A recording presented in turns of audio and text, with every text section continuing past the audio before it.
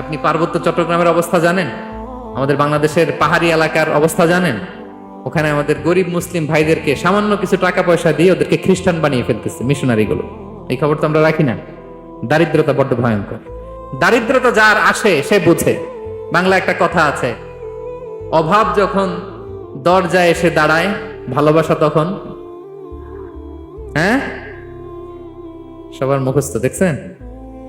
অভাব যখন দরজায় এসে দাঁড়ায়, ভালোবাসা তখন জানলা দিয়ে পালায়। দারিদ্রতা ঈমান কেড়ে নেয়। এজন্য বিষ্ণু ইসলাম দারিদ্রতা থেকে আল্লাহর কাছে পানাহ চাইতেন। তিনি বলতেন, আল্লাহুম্মা ইন্নী আউযু বিকা মিনাল ফাকরি ওয়াল কিল্লাতি ওয়াদ-দিল্লাহ। ও আল্লাহ, আমি তোমার কাছে দারিদ্রতা থেকে পানাহ চাই। ও আল্লাহ, আমি তোমার কাছে স্বল্পতা থেকে পানাহ চাই। ও আল্লাহ, আমি তোমার কাছে লাঞ্ছনা থেকে পানাহ চাই। পড়েন আমিন। এই দোয়াটা বেশি বেশি পড়বেন। আল্লাহুম্মা ইন্নী আউযু বিকা মিনাল ফাকরি ওয়াল কিল্লাতি ওয়াদ-দিল্লাহ। হে আল্লাহ, আমি দারিদ্রতা থেকে পানাহ চাই। আল্লাহ, স্বল্পতা থেকে পানাহ চাই। আল্লাহ, লাঞ্ছনা থেকে পানাহ চাই। সবাই পড়ুন আমিন। বিষ্ণু ইসলাম যে দোয়াগুলো শিখিয়েছেন এগুলো হচ্ছে very precise in wording but comprehensive in meaning.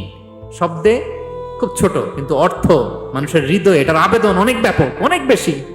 আপনি সারাদিন মিলিয়েও দোয়ার মধ্যে এত সুন্দর প্রার্থনা বাক্য তৈরি করতে পারবেন না, কিন্তু বিষ্ণু ইসলাম এক বাক্যে যেটা চেয়েছেন গোটা দুনিয়াটা এর ভেতরে ঢুকে গিয়েছে। আল্লাহুম্মা ইন্নী আউযু বিকা মিনাল ফাকরি ওয়াল কিল্লাতি ওয়াদ-দিল্লাহ। আল্লাহ, দারিদ্রতা থেকে পানাহ চাই। বিষ্ণু ইসলাম নিজে স্বয়ং দারিদ্রতা থেকে পানাহ চাইতেন। তাহলে দারিদ্রতার সাথে আমাদের কোনো সম্পর্ক? আমরা পরিশ্রম করব, আমরা কাজ করে খাবো, কাজে কোনো লজ্জা নেই। লজ্জা অলসতায়, চিল্লায় বলেন ঠিক কিনা?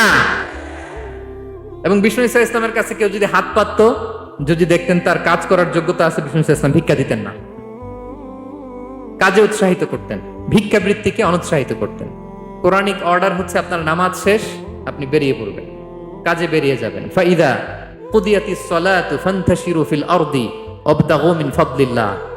বিধানটা কার বলুন? আওয়াজ করে বলুন, বিধানটা কার? এটা কোরআনিক ভার্ডিক্ট, কোরআনের বিধান। নামাজ শেষ, গোল হয়ে বসে জিকির করতে বলে নাই আল্লাহ। আল্লাহ বলেছে ফান্তাশিরু ফিল আরদ ওয়াবতাগু মিন ফাদলিল্লাহ। জমিনে ছড়িয়ে পড়ো, আল্লাহর রিজিক তালাশ করো। নামাজ শেষ, বেরিয়ে যাবেন। কৃষক চলে যাবে মাঠে,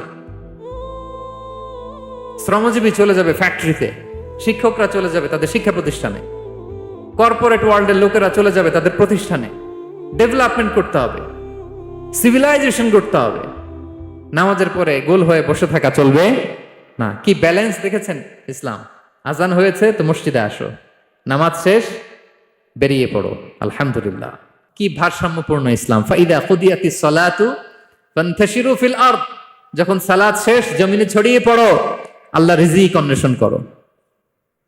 তাহলে শুধু নামাজ রোজার মধ্যে ইসলাম নয়, আপনাকে কর্মঠ হইতে হবে, পরিশ্রম করতে হবে, হাড় ভাঙা পরিশ্রম। বিশ্বনবী সাল্লাল্লাহু আলাইহি ওয়াসাল্লাম অত্যন্ত পরিশ্রমী ছিলেন। He started his first career as a shepherd. সুবহানাল্লাহ। ওনার প্রথম ক্যারিয়ার উনি রাখাল হিসেবে শুরু করেছেন। রাখালরা যে কাজ করে, অর্থাৎ মরুভূমিতে ভেড়া, মহিষ, ভেড়া, ছাগল, তারপর বকরি, দুম্বা, এই চরানোর কাজগুলো দিয়ে বিষ্ণু ইসলাম তার ক্যারিয়ার শুরু করেছেন অ্যাজ এ শেফার্ড। বিষ্ণু ইসলাম বলেন, সেই বুখারীর বর্ণনা, মা বাআসাল্লাহু নাবিয়্যান ইল্লা রাআল গানাম। আল্লাহ তাআলা এই পৃথিবীতে এমন কোন নবী পাঠায় নাই যে নবীরা ছাগল চড়ায় নাই। সুবহানাল্লাহ পড়বেন না? সাহাবারা বললেন, ওয়া আনতা ইয়া রাসূলুল্লাহ, হে আল্লাহর নবী, আপনিও ছাগল চড়িয়েছেন? বিষ্ণু ইসলাম বললেন, নাআম, আমিও ছাগল চড়িয়েছি।